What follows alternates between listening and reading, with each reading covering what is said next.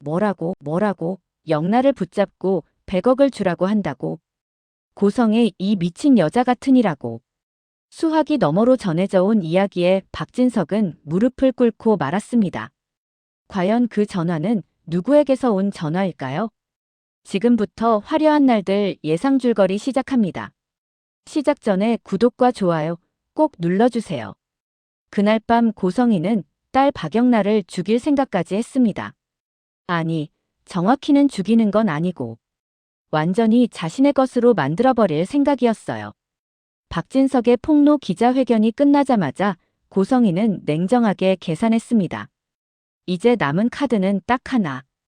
바로 영나였습니다. 박영나는 그날 저녁 집에서 뉴스를 보고 있었는데요. 화면에는 아버지 박진석 회장의 기자회견이 생중계되고 있었습니다.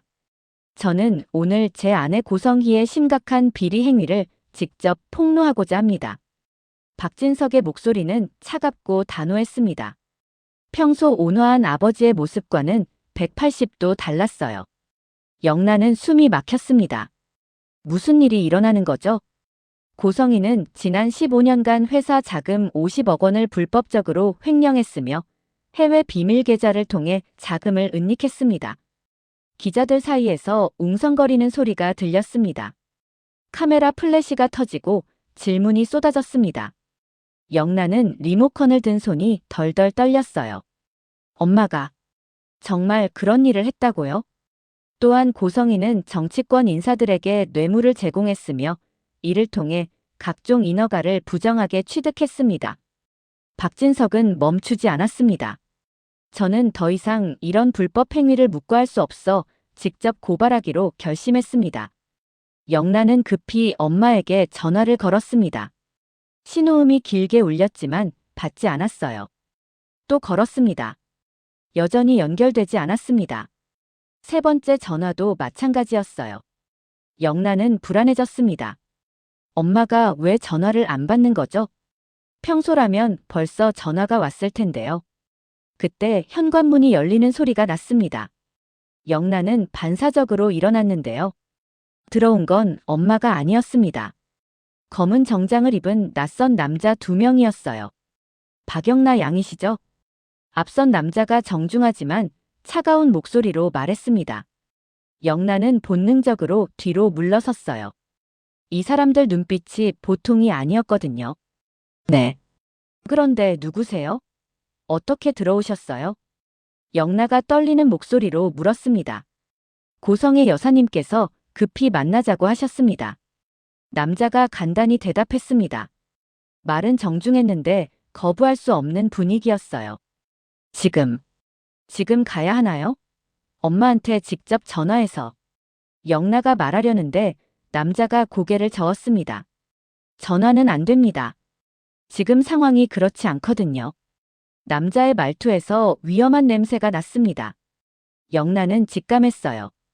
이건 요청이 아니라 명령이구나. 준비하시죠. 오래 걸리지 않을 겁니다. 다른 남자가 말했습니다.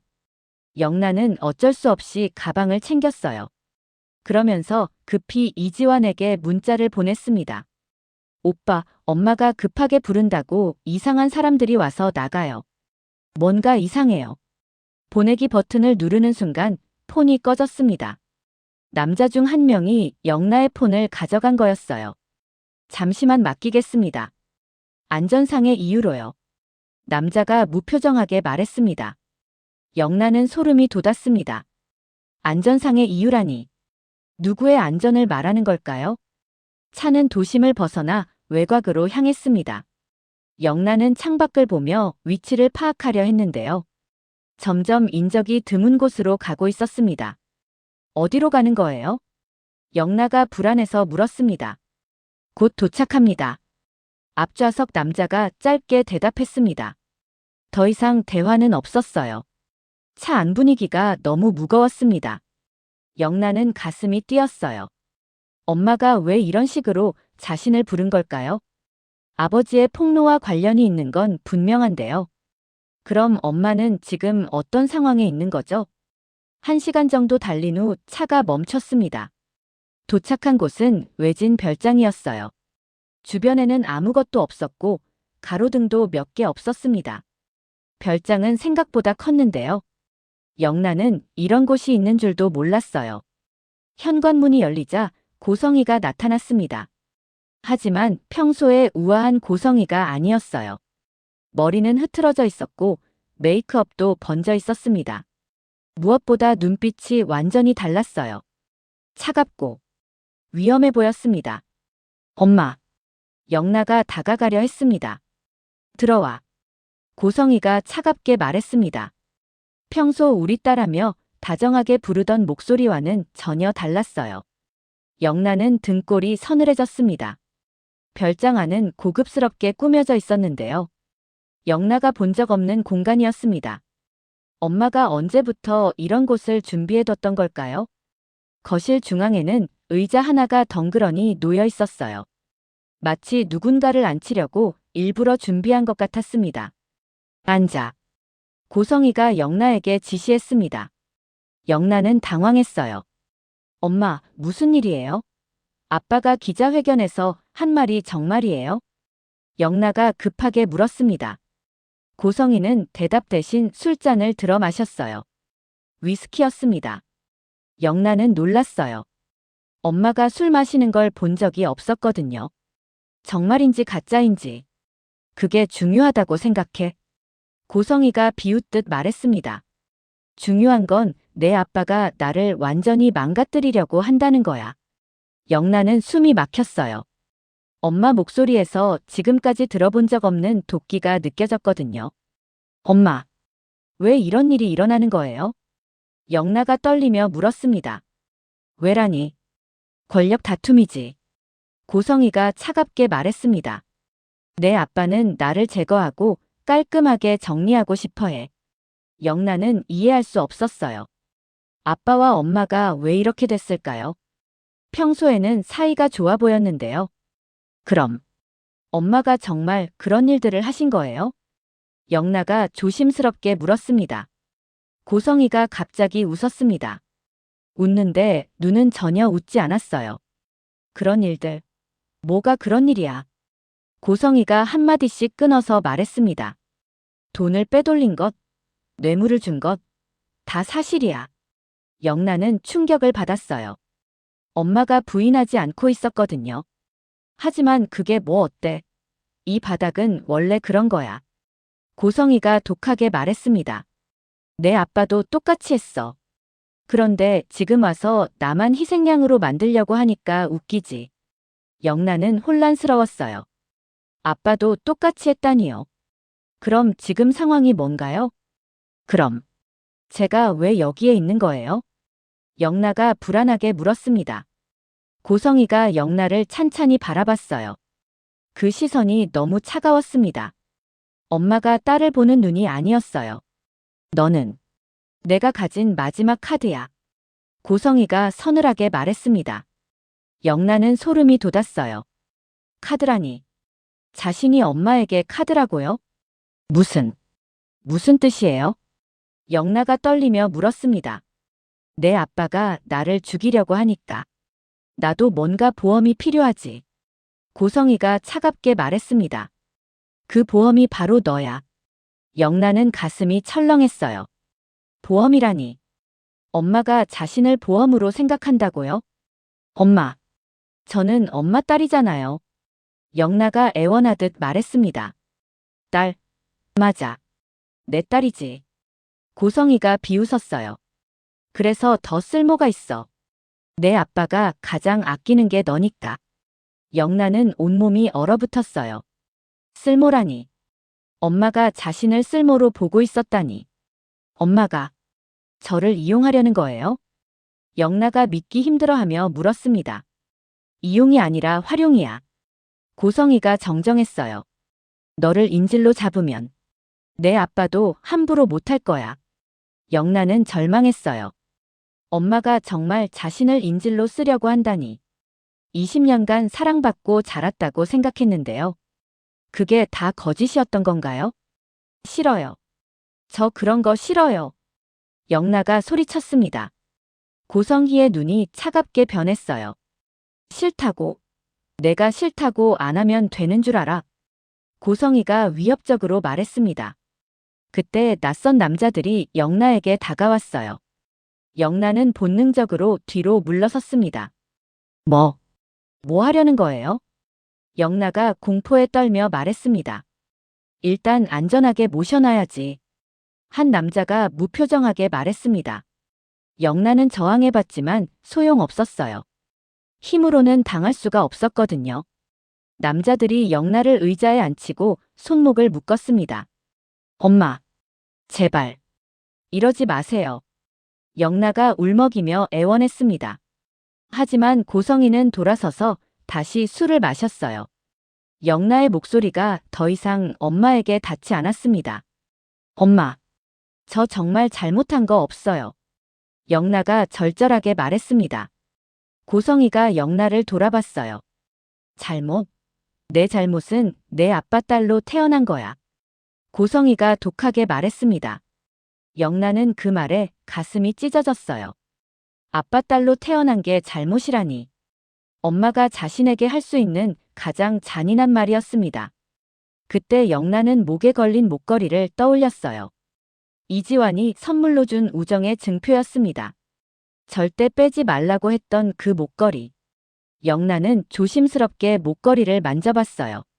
작은 버튼 같은 게 만져졌습니다. 이지환이 혹시 모르니까라고 했던 말이 생각났어요. 영나는 망설였지만 그 버튼을 눌렀습니다. 아주 작은 진동이 왔어요. 신호가 나간 것 같았습니다. 이지환 오빠가 알아차리고 와주기를. 영나는 간절히 기도했습니다. 하지만 과연 이지환이 이곳을 찾을 수 있을까요? 그리고 고성이는 영나를 어떻게 이용하려는 걸까요? 영나의 운명은 어떻게 될까요? 한편 이지환은 영나의 문자를 받고 즉시 행동에 나섰습니다. 이상한 사람들이라는 표현이 심상치 않았거든요. 이지환은 경호원 출신답게 직감이 예민했는데요. 뭔가 위험한 냄새가 강하게 났습니다. 영나에게 전화를 걸어봤지만 꺼져 있었어요. 한 번이 아니라 계속 꺼진 상태였습니다. 이건 평소 영나와 전혀 다른 패턴이었어요. 영나는 전화를 꺼두지 않는 스타일이었거든요. 이지환은 즉시 박진석 회장에게 연락했습니다. 박진석은 기자회견을 마친 상태였는데요. 목소리가 극도로 피곤해 있었어요. 영나가 연락이 안 됩니다. 이지환이 급박하게 보고했습니다. 전화 너머로 박진석이 숨을 멈추는 소리가 들렸어요. 뭐라고? 박진석의 목소리가 순간 변했습니다. 평소 차분하던 분이 이렇게 당황하는 건 처음이었어요. 고성이가 사람을 보내서 영나를 데려갔다는 문자를 받았는데 그 후로 전화가 꺼져 있습니다. 이지환이 상황을 설명했습니다. 박진석이 잠시 침묵했어요. 그 침묵이 길었는데요. 뭔가 최악의 시나리오를 떠올리고 있는 것 같았습니다. 고성이가 영나를. 박진석이 중얼거렸습니다. 회장님, 혹시 고성이가 갈 만한 장소를 아시나요? 이지환이 급하게 물었습니다. 별장. 외곽에 비밀 별장이 하나 있어. 박진석이 떠올리며 말했습니다. 나도 몇 번밖에 안 가봤는데. 고성이만 사용하던 곳이야. 이지환은 주소를 받아 적으면서 가슴이 뛰었어요. 영나가 정말 위험에 처했구나. 지금 즉시 갑니다. 이지환이 말했습니다. 경찰도 부르겠어. 고성이가 지금 어떤 상태일지 모르거든. 박진석의 목소리에 깊은 걱정이 묻어났습니다. 이지환은 차를 몰고 별장으로 향했어요. 운전하면서도 영나 생각뿐이었습니다. 왜 이렇게 늦게 움직였을까요? 영나 문자를 받자마자 바로 따라갔어야 했는데요. 이지환은 자책하며 엑셀을 더 깊이 밟았습니다. 별장 근처에 도착하니 경비가 서 있었어요. 평범한 경비가 아니었습니다. 이지환이 보기에도 전문 인력이었어요. 여기서 뭐 하십니까? 경비 중 한 명이 이지환에게 다가왔습니다. 박영나 양을 만나러 왔습니다. 이지환이 단호하게 말했습니다. 그런 분은 안 계신데요. 경비가 거짓말을 했어요. 이지환은 확신했습니다. 영나가 분명 저 안에 있다는 걸요. 비켜주세요. 이지환이 한 걸음 앞으로 나갔습니다. 경비들이 일제히 막아섰는데요. 분위기가 험악해졌습니다. 경고했습니다. 경비가 차갑게 말했습니다. 이지환은 경호원 시절 이런 상황에 익숙했어요. 하지만 혼자서는 한계가 있었습니다. 그때 멀리서 사이렌 소리가 들렸어요. 경찰이 오는 소리였습니다. 박진석 회장이 신고한 모양이었어요. 경비들도 그 소리를 들었는데요. 표정이 당황스러워졌습니다. 잠깐만 기다려주세요. 경비가 안으로 뛰어들어갔어요. 이지환은 불안했습니다. 저들이 증거를 없앨 시간을 주는 건 아닐까요? 하지만 혼자서 돌진할 수는 없었어요. 영나가 더 위험해질 수 있었거든요. 그 사이 영나는 별장 안에서 고성희와 대치하고 있었습니다. 밖에서 들려오는 사이렌 소리에 고성희의 얼굴이 굳었어요. 벌써 찾아왔네. 고성희가 혀를 찼습니다. 그 이지환이라는 놈. 생각보다 빠르네. 영나는 가슴이 뛰었어요. 이지환 오빠가 왔다는 건가요? 정말 추적장치가 작동했구나. 엄마, 이제 그만해요. 경찰도 왔잖아요. 영나가 애원했습니다. 하지만 고성희는 더욱 위험해 보였어요. 궁지에 몰린 동물 같았습니다. 그만. 아직 시작도 안 했는데. 고성희가 서늘하게 웃었어요. 내 아빠가 나를 완전히 망가뜨리려고 하니까. 나도 그에 맞는 대가를 받아야지. 영나는 소름이 돋았어요. 대가라니. 무슨 대가를 말하는 걸까요? 엄마, 저한테 뭘 하려는 거예요? 영나가 떨리며 물었습니다. 고성희가 영나를 내려다봤어요. 그 눈빛이 너무 차가웠습니다. 박진석이 가장 아끼는 딸. 그 딸에게 무슨 일이 생기면 어떨까? 고성희가 음험하게 말했습니다. 영나는 절망했어요. 엄마가 정말로 자신을 해치려고 하는구나. 그때 현관문을 두드리는 소리가 강하게 들렸습니다. 경찰입니다. 문 열어주세요. 경찰의 목소리였어요. 고성희가 재빨리 영나에게 다가왔습니다. 한마디라도 잘못하면 정말 위험해진다는 거 알지? 고성희가 위협했습니다. 영나는 고개를 끄덕일 수밖에 없었어요. 진짜 무서웠거든요. 고성희는 문 쪽으로 갔습니다. 평정심을 되찾은 척하면서요. 잠깐만요. 지금 나갑니다. 고성희가 큰 소리로 대답했어요. 그리고 영나에게 다시 돌아와서 속삭였습니다. 나는 내 엄마고 너는 자발적으로 여기 온 거야. 알겠지? 고성희가 못 박듯 말했습니다. 영나는 대답하지 못했어요. 거짓말을 하라는 건데 어떻게 해야 할지 모르겠더라고요. 고성희는 영나의 묶인 손을 풀어줬어요. 자연스럽게 행동해. 이상한 티 내면. 고성희가 말을 끝내지 않았지만 위협의 의미는 분명했습니다. 문이 열리고 경찰이 들어왔어요. 이지환도 함께 들어왔는데요. 영나를 보는 순간 안도의 표정을 지었습니다. 영나야, 괜찮아. 이지환이 다가오려 했어요. 하지만 고성희가 막아섰습니다. 괜찮습니다. 우리 모녀가 대화하고 있었는데 뭔가 오해가 있었나 보네요. 고성희가 자연스럽게 말했습니다. 경찰이 영나를 바라봤어요. 정말 괜찮습니까? 자발적으로 오신 건가요? 경찰이 물었습니다. 영나는 고성희의 시선을 느꼈어요. 무서워서 제대로 대답할 수 없었습니다. 네. 엄마가 급하게 부르셔서. 영나가 떨리는 목소리로 말했어요. 이지환은 영나의 표정을 유심히 봤습니다. 뭔가 이상하다는 걸 직감했어요.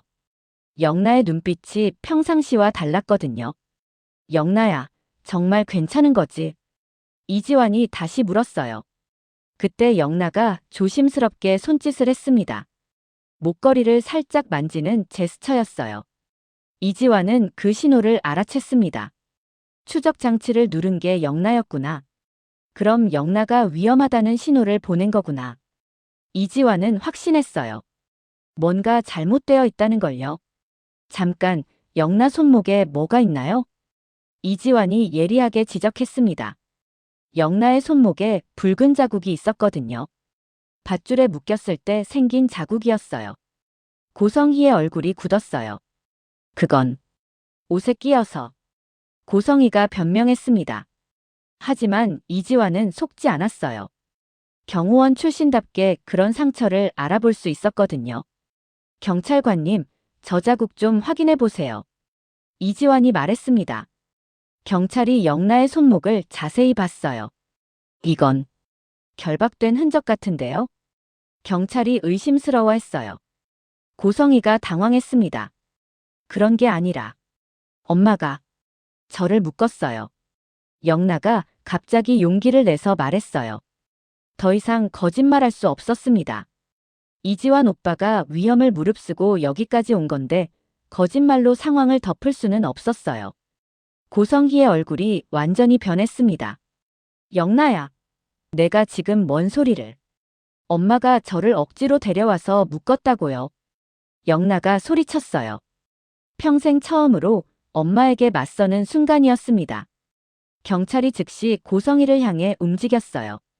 부인, 일단 동행하시겠습니다. 이건 오해예요. 내 딸이 착각한 거라고요. 고성희가 발악했어요. 하지만 영나의 손목 자국과 증언이 있었습니다. 게다가 이지환의 추적 장치도 증거였고요. 영나야, 정확히 무슨 일이 있었는지 말해봐. 경찰이 부드럽게 물었어요. 영나는 처음부터 끝까지 모든 걸 말했습니다. 강제로 데려온 것, 감금, 인질로 쓰려던 계획. 말할수록 고성희의 얼굴이 창백해졌어요. 그리고 엄마가 저를 카드라고 했어요. 아빠를 협박하는 카드라고. 영나가 마지막 증언을 했습니다. 이지환이 영나 곁으로 다가와서 어깨를 감쌌어요. 이제 괜찮아. 잘했어. 이지환이 따뜻하게 말했습니다. 영나는 그제야 울음을 터뜨렸어요. 20년간 참아온 모든 감정이 한꺼번에 쏟아졌습니다. 고성희는 수갑을 차고 끌려나가면서도 영나를 노려봤어요. 너 나중에 후회할 거야. 내가 누구 덕분에 지금까지 살았는지. 그만하세요. 이지환이 고성희를 막아섰습니다. 더 이상 영나를 괴롭히지 마세요. 고성희가 이지환을 쳐다봤어요. 내가 뭔데 내 딸을. 맞아요. 영나가 갑자기 말했어요. 모든 사람이 영나를 봤는데요. 저는 더 이상 엄마의 소유물이 아니에요. 영나가 단호하게 말했습니다. 오늘부터 저는 제 인생을 살 거예요. 제 의지로요. 그 선언이 영나의 독립선언이었어요. 20년 만에 처음으로 자신의 이름으로 서는 순간이었습니다. 고성희는 더 이상 할 말이 없었어요. 결국 경찰차에 실려 나갔습니다. 별장에는 영나와 이지환만 남았어요. 오빠. 고마워요. 영나가 조용히 말했습니다. 늦어서 미안해. 더 빨리 왔어야 했는데. 이지환이 자책했어요. 아니에요. 오빠가 안 왔으면 저 혼자서는 용기 못 냈을 거예요. 영나가 진심으로 말했습니다. 이지환이 영나를 조심스럽게 끌어안았어요. 이제 정말 끝났어. 더 이상 혼자가 아니야. 영나는 이지환의 품에서 처음으로 진짜 안전함을 느꼈습니다. 20년간 가짜 사랑 속에서 살았지만 이제는 진짜 자신을 지켜줄 사람이 생겼어요. 오빠, 우리 이제 뭐가 되는 거예요? 영나가 조심스럽게 물었어요. 이지환은 잠시 망설였는데요. 그 망설임은 책임감 때문이었습니다. 이지환은 가벼운 사랑을 할 수 없는 사람이었어요. 영나야, 나랑 진짜 연인할래? 이지환이 단단하게 말했습니다. 영나가 눈을 크게 떴어요. 정말, 정말요? 영나가 믿기 힘들어했어요. 응. 더 이상 경호원과 아가씨가 아니라 그냥 이지환과 박영나로. 이지환이 따뜻하게 말했어요. 영나는 눈물을 흘리면서 웃었습니다. 슬픔과 기쁨이 동시에 올라왔어요. 네. 좋아요. 영나가 고개를 끄덕였습니다. 밖으로 나오니 새벽 공기가 차갑더라고요. 하지만 영나 마음은 따뜻했어요. 처음으로 자신이 원하는 사람과 함께 걷는 기분이었거든요. 이제 정말 새로 시작하는 거네요. 영나가 감회에 젖어 말했습니다. 응, 내가 하고 싶은 대로 살면 돼. 이지환이 격려했어요. 그런데 과연 모든 게 끝난 걸까요?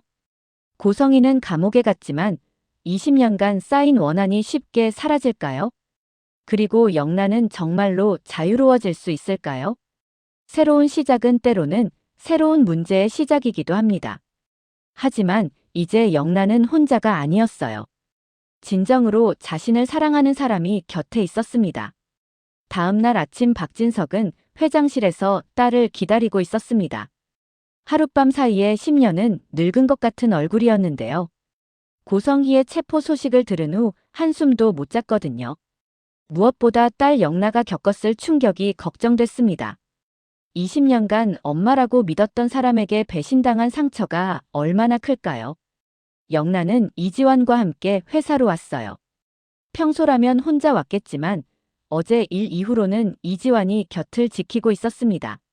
아니, 이제는 경호원이 아니라 연인으로서요. 영나야.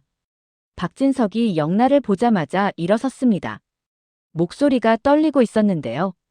딸에게 어떤 말부터 해야 할지 모르는 표정이었어요. 아빠. 영나가 조심스럽게 인사했습니다. 어제까지만 해도 아버지라고 불렀는데 오늘은 자연스럽게 아빠가 나왔어요. 고성이라는 벽이 사라지고 나니 진짜 가족의 느낌이 들었습니다. 어제 많이 무서웠지? 박진석이 영나에게 다가오며 말했습니다. 영나는 고개를 끄덕였어요. 거짓말할 필요가 없었거든요. 미안해. 내가 고성이를 제대로 막지 못해서. 박진석이 깊이 자책하며 말했습니다. 아빠 잘못이 아니에요. 영나가 담담히 말했습니다. 엄마가, 고성이가 선택한 일이잖아요. 영나는 이제 고성이를 엄마라고 부르지 않기로 했어요. 그 한마디로 관계를 정리하는 거였습니다. 박진석이 영나를 바라봤습니다. 하룻밤 사이에 딸이 많이 성숙해진 것 같았어요. 더 강해지고 더 분명해졌습니다. 영나야, 앞으로 어떻게 살고 싶어? 박진석이 조심스럽게 물었습니다. 영나는 잠시 생각했어요. 어제까지만 해도 고성희의 통제 하에 살았는데 이제는 정말 자유였습니다. 제가 하고 있는 일을 계속하고 싶어요. 영나가 말했습니다. 웹툰 말이에요. 이제 숨기지 않고 당당하게 하고 싶어요.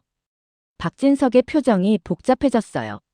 사실 박진석은 그동안 영나의 웹툰 활동을 반대해왔었거든요.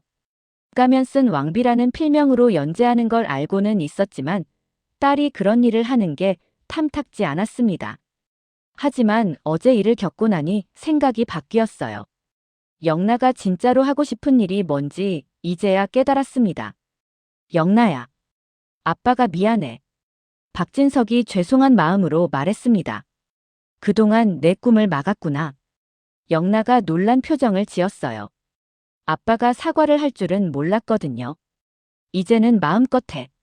뭐든 지원해줄게. 박진석이 따뜻하게 말했습니다. 영나는 눈물이 날 뻔했어요. 평생 듣고 싶었던 말이었거든요. 정말요? 영나가 믿기 힘들어하며 물었습니다. 응. 아빠가 틀렸어. 내가 하고 싶은 일을 해야지. 박진석이 미소를 지었습니다. 그때 이지환이 조심스럽게 입을 열었어요. 회장님, 저희가 말씀드릴 게 있습니다. 이지환이 정중하게 말했습니다. 박진석이 이지환을 바라봤어요. 뭔가 중요한 얘기일 것 같았습니다. 영나와 저는 이제 연인 관계입니다. 이지환이 단호하게 말했습니다. 박진석의 눈이 깜빡였어요. 예상은 했지만 직접 듣는 건 달랐습니다. 그래. 영나야, 내 마음도 그래. 박진석이 딸에게 물었습니다. 네, 아빠. 영나가 부끄러워하면서도 확실하게 대답했어요. 박진석은 잠시 두 사람을 바라봤습니다. 이지환이 어제 영나를 구해준 모습을 보면서 이미 마음을 정했었어요. 좋다. 하지만 이지환 씨. 박진석이 이지환을 바라봤습니다. 네, 회장님. 이지환이 긴장하며 대답했어요. 영나를 잘 부탁해. 박진석이 따뜻하게 말했습니다. 이지환과 영나 모두 안도의 표정을 지었어요. 인정받은 기분이었습니다. 그때 회장실 문이 노크되었습니다. 들어오세요. 박진석이 말하자 박성재가 들어왔어요. 영나야, 괜찮아.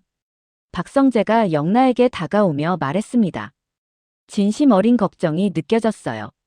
네, 오빠. 많이 좋아졌어요. 영나가 밝게 웃으며 대답했습니다. 박성재는 이지환을 보더니 깊이 고개를 숙였어요. 이지환 씨, 정말 고맙습니다. 영나를 구해주셔서. 박성재가 진심으로 말했습니다. 당연한 일했을 뿐입니다. 이지환이 겸손하게 답했어요. 그때 박성재가 뭔가 생각난 듯 말했습니다. 아, 맞다. 영나야, 너 웹툰 작가 모임에 관심 있어? 박성재가 물었습니다. 네, 왜요? 영나가 궁금해했어요. 아는 회사 디자인 팀장이 웹툰 모임 주최한다더라. 박성재가 설명했습니다. 창작자들 모임도 주최하고 있다던데. 소개해줄까? 영나는 눈이 반짝였어요. 다른 웹툰 작가들과 교류할 기회가 생기는 건가요? 정말요? 좋아요. 영나가 신나게 대답했습니다. 그럼 오늘 오후에 만나보자. 박성재가 약속했습니다. 몇 시간 후 영나는 이지환과 함께 이지혁의 회사로 향했어요. 회사 로비에서 이지혁을 만나 디자인팀으로 올라갔습니다. 은호야, 손님 왔어. 박성재가 디자인팀 사무실에 들어서며 말했습니다. 책상에서 작업하던 여자가 고개를 들었어요. 단발머리에 깔끔한 느낌의 여자였는데 영나를 보는 순간 표정이 굳었습니다. 안녕하세요. 영나가 먼저 인사했습니다. 네. 안녕하세요. 지은호가 어색하게 대답했습니다. 분위기가 이상했어요. 박성재도 눈치챘습니다. 너희 아는 사이야? 박성재가 의아해하며 물었습니다. 지은호와 영나가 서로를 바라봤는데 둘 다 대답하지 못했어요. 저희 복잡한 관계예요. 영나가 조심스럽게 말했습니다. 사실 영나와 지은호는 이복자매였습니다. 박진석과 정순이 사이에서 태어난 지은호, 박진석과 고성의 사이에서 태어난 영나. 하지만 두 사람은 서로 어색한 관계였어요. 영나는 며칠 전에야 지은호의 존재를 알았고 지은호는 영나를 반가워하지 않았습니다. 갑자기 나타난 이복 동생이 달갑지 않았거든요. 이복자매예요. 지은호가 차갑게 말했습니다. 박성재가 놀라며 두 사람을 번갈아 봤어요. 헉, 정말? 그럼 너희. 네. 하지만 친하지는 않아요. 지은호가 단호하게 말했습니다. 영나는 상처받았지만 내색하지 않았어요. 지은호가 자신을 거부하는 이유를 알 것 같았거든요. 20년간 혼자 아빠를 그리워하며 살았는데 갑자기 아빠 곁에서 컸던 동생이 나타났으니까요. 은호 씨, 저 때문에 기분 나쁘시죠? 영나가 조심스럽게 물었습니다. 기분 나쁘다기보다는. 지은호가 말을 흐렸습니다. 복잡해요. 갑자기 이복 동생이 있다고 하니까. 박성재가 중재하려 했어요. 그래도 가족이잖아. 천천히 친해져 봐. 가족이라고 다 친한 건 아니잖아요. 지은호가 쿨하게 말했습니다. 영나는 마음이 아팠지만 이해하려고 했어요. 지은호 입장에서는 당연한 반응일 수도 있었거든요. 일단 웹툰 얘기나 해보자. 박성재가 분위기를 바꾸려고 했습니다. 은호가 작가들 모임 주최한다고 했잖아. 지은호는 업무적으로 대답했어요. 네. 월말에 모임이 있어요. 관심 있으시면 연락처 드릴게요. 지은호가 명함을 건넸습니다. 영나는 명함을 받으면서 씁쓸했어요. 이복 언니와 명함을 주고받게 되다니. 그때 사무실 문이 열리며 남자가 들어왔어요. 은호야, 회의 준비됐어? 키 큰 남자가 지은호에게 말했습니다. 이지환이 그 남자를 보는 순간 표정이 굳었어요. 지혁아. 이지환이 놀라며 말했습니다. 지환이? 이지혁도 동생을 발견하고 의외라는 표정을 지었습니다. 너희 형제구나. 지은호가 두 사람을 보며 말했습니다. 하지만 지은호의 목소리에는 특별한 감정이 담겨 있었어요. 이지혁을 보는 눈빛이 다른 사람들과 달랐습니다. 영란은 눈치챘어요. 지은호가 이지혁을 좋아하는구나. 은호야, 이분들은? 이지혁이 영라와 박성재를 바라보며 물었습니다. 웹툰 작가님이랑 성재 이사님이에요. 지은호가 소개했습니다. 이지혁이 영라에게 인사했어요. 안녕하세요. 이지혁입니다. 박영라예요. 영라가 대답했습니다. 이지혁은 형답게 이지환보다 더 세련되고 차분한 느낌이었어요. 지환이가 경호 일 그만뒀다며? 뭐하냐? 이지혁이 동생에게 물었습니다. 개인적으로 일하고 있어요. 이지환이 간단히 대답했습니다. 형제 사이가 서먹하다는 게 느껴졌어요. 은호야, 회의실로 가자. 이지혁이 지은호에게 말했습니다. 지은호가 일어서면서 영라에게 말했어요. 연락처는 명함에 있으니까 필요하면 연락하세요. 차가운 말투였어요. 이복자매라는 사실이 달갑지 않다는 게 느껴졌습니다. 영란은 고개를 끄덕였어요. 네. 수고하세요. 지은호와 이지혁이 나가고 나서 박성재가 미안해했어요. 미안해. 분위기가 이상하네. 박성재가 사과했습니다. 괜찮아요. 지은호 씨 마음 이해해요. 영라가 쓸쓸하게 웃었습니다. 시간이 지나면 좀 나아지겠지. 이지환이 영라를 위로했어요. 회사를 나오면서 영라가 말했습니다. 오빠, 형이랑 왜 사이가 안 좋아요? 영라가 조심스럽게 물었습니다. 이지환이 한숨을 쉬었어요. 옛날 일이야. 복잡해. 이지환이 자세한 얘기를 피했습니다. 영라는 더 이상 묻지 않았어요. 하지만 마음에는 여러 가지 생각이 들었습니다. 지은호는 자신을 거부하고 이지환은 형과 사이가 안 좋고 새로운 관계들이 생기는 만큼 새로운 갈등도 생기는 것 같았어요. 그런데 영라가 모르는 사실이 하나 있었습니다. 이지혁이 최근 심장질환 진단을 받았다는 것. 그리고 그 때문에 지은호에게 마음을 전하지 못하고 있다는 것. 과연 이 복잡한 관계들은 어떻게 풀려갈까요? 영란은 지은호와 가까워질 수 있을까요? 그리고 이지혁과 이지환 형제는 화해할 수 있을까요?